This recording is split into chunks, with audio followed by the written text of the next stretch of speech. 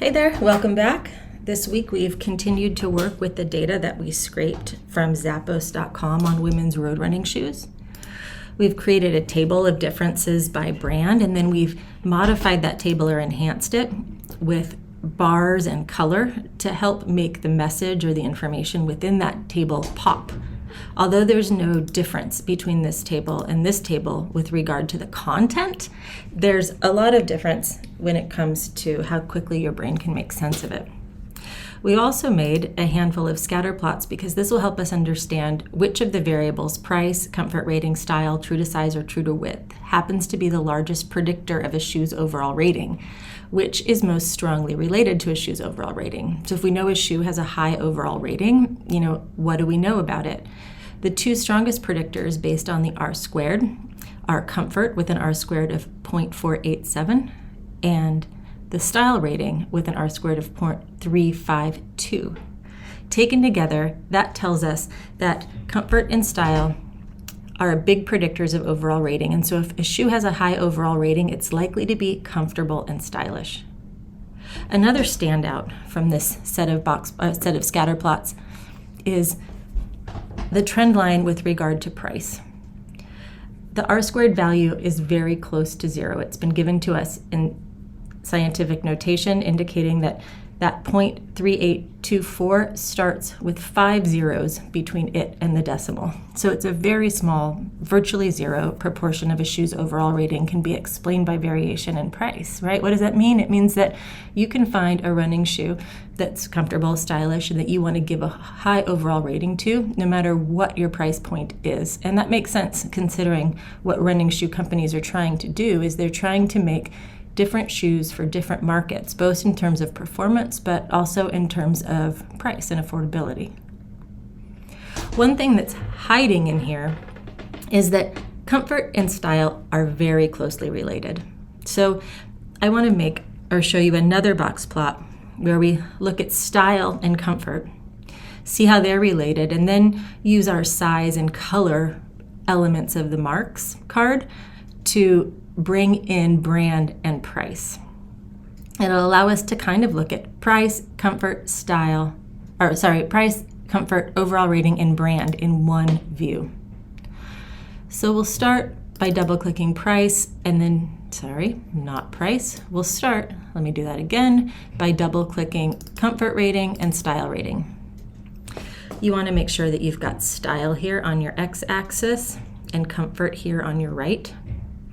We start off with one dot that's just the average comfort and style ratings for every single model included, but I'd like to break this down where I get a dot for each model. And to do that, I'll take model and I'll drag it into detail. And then, to get a sense of how strong this relationship is, I want to look at the R-squared, so I'm going to insert a trend line. Hovering over the trend line, I can see that comfort and style have an R-squared, there's a 0.448, otherwise meaning 44.8% of the variation in comfort can be explained by a variation in style rating. I want to do a couple things. I'd like to add price to make these dots larger or smaller based on the price, and I'd like to add color so that each dot has a different color that corresponds to the brand. So, for instance, up here I've got Gel Cumulus 26 Paris with a comfort rating of 4.7 and a style rating of 5.0. Let's add two things to that tooltip. Let's add brand to the tooltip and let's add price. So now we can go brand, model, price, comfort, style. Our tooltip will show all of these things. So each dot corresponds to the style and comfort rating of an individual model of shoe. Dots up here in this upper right corner have high ratings for both style and comfort, where down here we'd have low ratings for both. So let's start by adding some color. If I just bring brand into color right away, Tableau will give me a trend line for each one of these colors. That's tells us right away that each brand has a strong relationship with style and comfort. That's fine, but that's not really what I want to see. I just want to see different colored dots and only one trend line. So I'll need to edit this trend line and deselect allow a trend line per color down here under options. And now, if I bring brand in, I'll get a different color box, different color circle for each for each brand of shoe, but I'll only have one trend line. While I'm here, I'm just going to give this fitting the entire view. And now let's take on the next thing, which is price. Let's take price into size. Price is a good one to put into size because there's a large range of prices. Between $32 is our cheapest shoe and $275 is our most expensive shoe. For size to be interesting on a visualization, there needs to be a big range. Like if we were to drag style rating in, or overall rating, right? Like just for fun. It's not as interesting because 5 and 1 and most shoes have relatively high style ratings. Very few are going to have a style rating of 1, so it's a lot of big circles. It's better if there's a lot of variation. So let's get size out of there and bring price back in.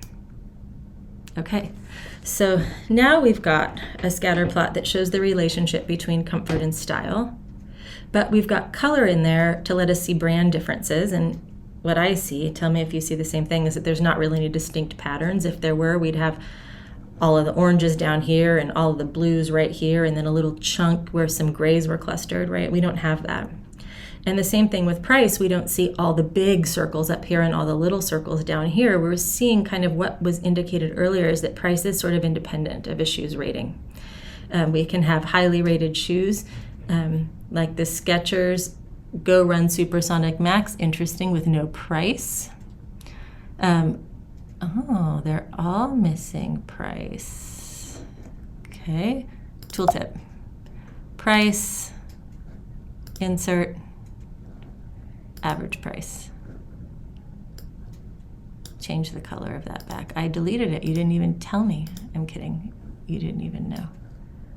Maybe that's also, maybe you tried to tell me, but I'm on a video and you couldn't. Why? Okay, that's good. Okay. There we go. Now the prices are in there also. So we can have some inexpensive shoes that are rated highly across a variety of brands, or we can have some expensive shoes like this New Balance Fuel Cell that's rated fairly poorly with both comfort and style.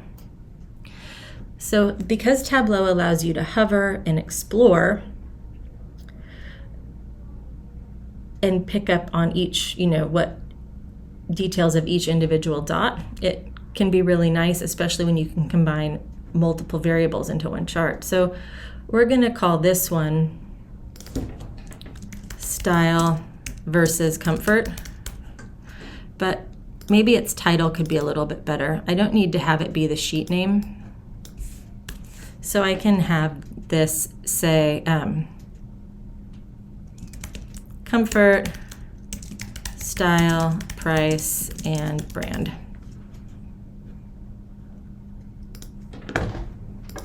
And that will stay the same, style, be comfort. So this week, or in this section, I wanted to cover some basic plots. I wanted to cover column or bar charts, which we've done, and tables that we've used here. I wanted to cover scatter plots, which we've done in a couple of ways. And then the last one I wanted to cover was box plots, or box and whisker plots. Box and whisker plots are great when we need to understand something about the distribution of values, like how widely dispersed are they? Are they really close together? And it's also nice if we are looking to identify outliers, uncommon values. So a box plot does best when you have a lot of different observations. And in this case, we have a lot of different models. And so just to illustrate what a box plot shows is I'm going to take price and I'm going to take model. Model's nice to start with because there are 200 and some odd of them. And so here's a box plot of price. And this contains shoes across all brands. So that's the model Endorphin Elite. Let's take the brand into that tooltip. And let's put it in front of model.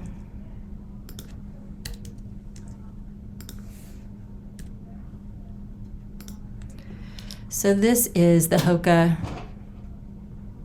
There might be there's a few in there that you can't see. So each one of these dots can be more than one dot, as we've discovered before, but this dot looks like one dot, but it's really two. It's both Hoka Cielo X1 and it's the Saucony Endorphin Elite, the two most expensive shoes, running in at $275. And then at the bottom end, we've got the Puma Soft Ride Astro Slip coming in at $32.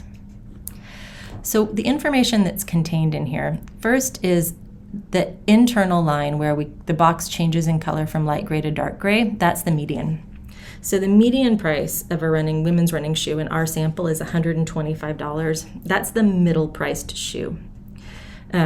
Similar to average, it provides a good indication of what one might expect to pay for shoes, whereas the average can be pulled up or down based on outliers that are either above or below. The median is just the middle shoe value.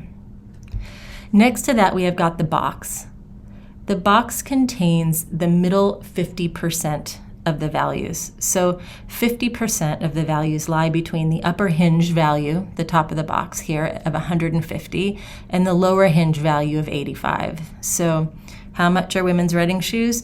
$125, but half of them fall between 85 and 150.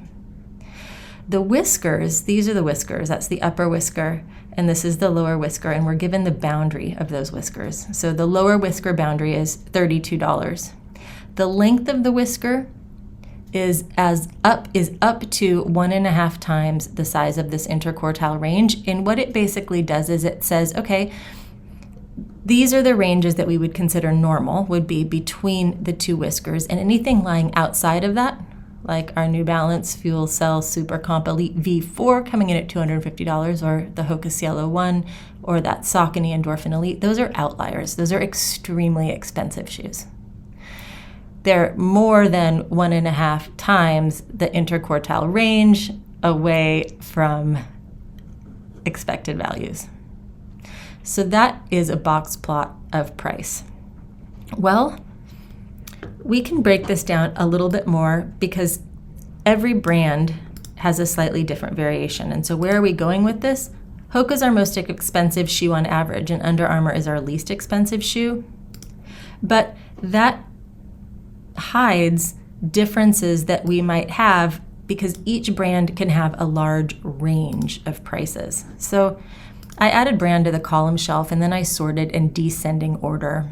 I'm also going to bring brand into color because that's what we've been doing, and then I'm going to hide this marks card because I don't really need it. Essentially, the colors are defined, within here, and let's make that entire view. So now we've got a box plot of price for each individual brand. And what we can see is that even though Hoka on average is the most expensive, there are other brands, down here, Saucony, New Balance, even Adidas Running, that have shoes that are coming in at price points, very comparable to Hoka. So even though on average they're the highest price, there are certainly many other brands that have very high price shoes. And you can find many models among other brands that are more expensive than any Hoka. Like the Hoka Arahi 6 is actually, a pretty mid price point shoe, $112. That, if you remember from before, is below the median price. And the Rincon 3, which is a median priced shoe. So we can expand this. Now we can see, right, that although the prices by each brand of shoe differ a lot, there's a lot of variability there. Variability is interesting because now we can see that you don't necessarily have to spend more for a Hoka than you would for a Saucony or an Asics or a Brooks or a Topo, but on average they're more expensive. We can also break this down because we saw here in our enhanced table that with regard to overall rating, Skechers and Topo Athletic tied for first place. Then there were a handful of shoes, somewhere between Asics and Brooks that were quite highly rated, but New Balance and Puma seemed like they kind of were on the low side. Well, if we go back to our box plots and we take overall rating and place it next to price,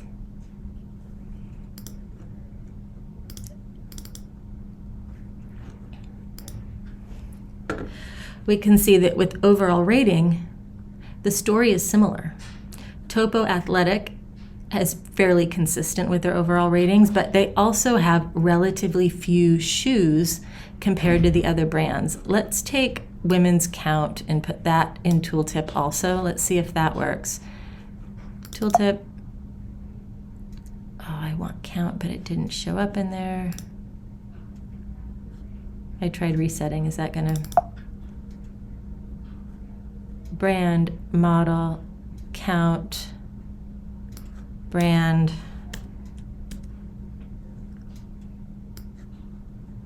overall, price. Okay, so let's take count, put it at the bottom. Let's take price, move it above overall. Why am I taking this time to reorganize? Because consistency is important. If we know to expect the variables to be presented in the same order, we can read and understand what's going on a lot more quickly. So this is not going to give me count by brand. It's just going to give me the count of models that fit that category. So let's remove that. So anyway, Topo is more consistent, but that's also because it has a very relatively few number of brands, of models. New Balance has the largest number of models. Count's not in there anymore, but so we see a lot more distribution. We can add to this by, in addition to price, overall, let's add comfort between overall and price. Then let's add true to size and true to width to make a very busy box plot, which I don't know for sure if I'm a fan of that. And then let's remove this null value by filtering it. Great. And if I were to take home any message from looking at this, is that there is a tremendous amount of variability within each brand across all measures. Topo appears to be the most consistent or concentrated, but they do also have the fewest number of models. New Balance seems to have the most diversity. Well, so do Asics, Saucony, and Adidas Running, and those brands have quite a few shoes, so they make different models, perhaps that cater to different markets or submarkets. So that is our box plot. I'm going to save.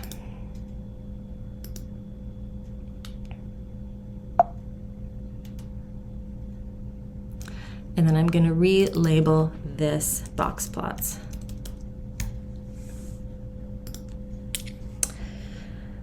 So I'm hemming and hawing about how crowded this is.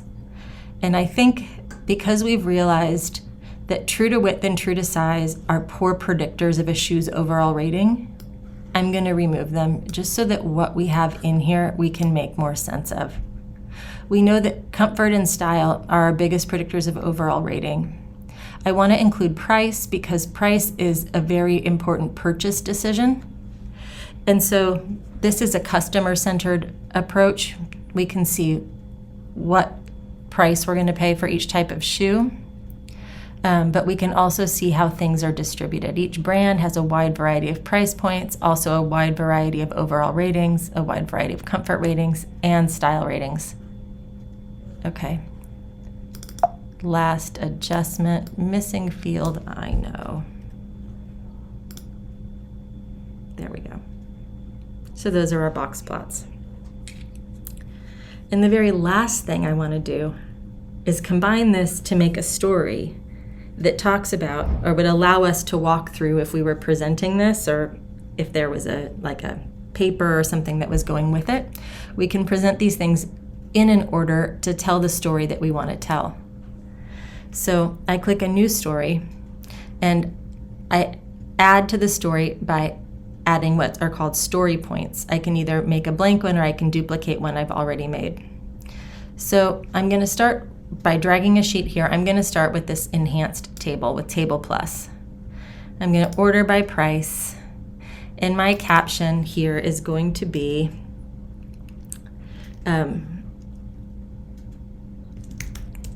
summary of differences by brand. I'm going to leave that there. Then I'm going to make a new story point, and I'm going to call this scatterplots. Well, I'm going to drag in the scatterplots, and this is going to be determining, this is going to be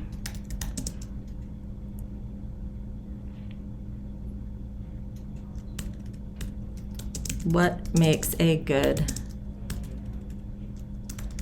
running shoe.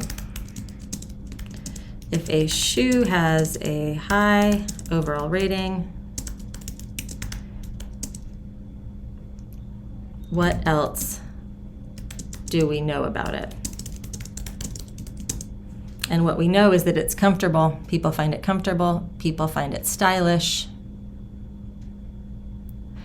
And it can be any price. So see how I'm like having to scroll here? I'm not a fan of that. Let's go to that drop down and just change it to automatic. That way it'll automatically adjust to fit the size of whatever screen. Or maybe I should think about this. Maybe instead of that title, I can call it Comfort and Style are predictors of overall rating. Highly rated shoes, shoe rating, oh, price is not related to overall rating. How's that? Now let's add another blank one, and let's take into account our box plots.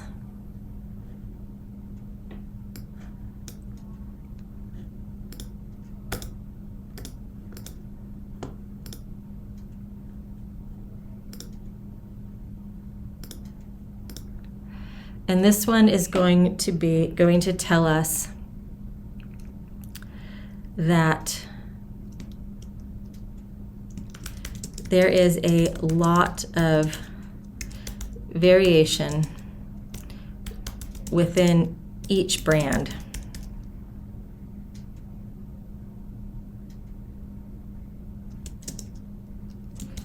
Differences.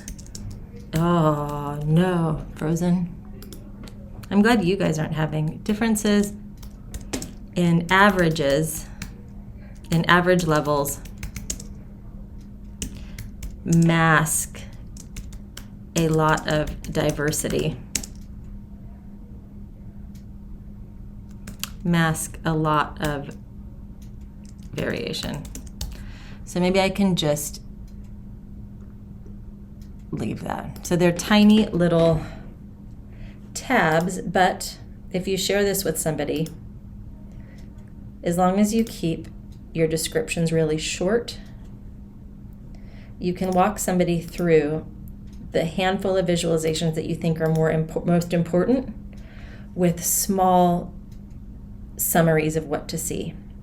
Let's remove brand here. Oh, maybe I have to go back here. I don't need brand. Hide field labels for rows. Okay. So this story one, rather than it being called story one, we're going to call this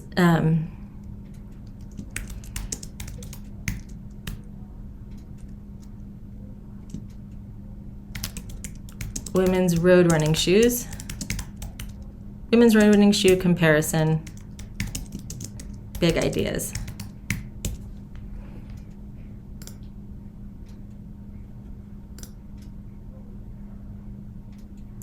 So there are a lot of differences between brands. Comfort and style are our biggest predictors, and that even though there's a lot of differences between brands, there's a lot of variation within each brand. How do you feel about that? I think that's pretty tidy. So this will be what you will upload for your week 2 visualization. All right, nice work. Save and save often. Knock yourself out. See you soon.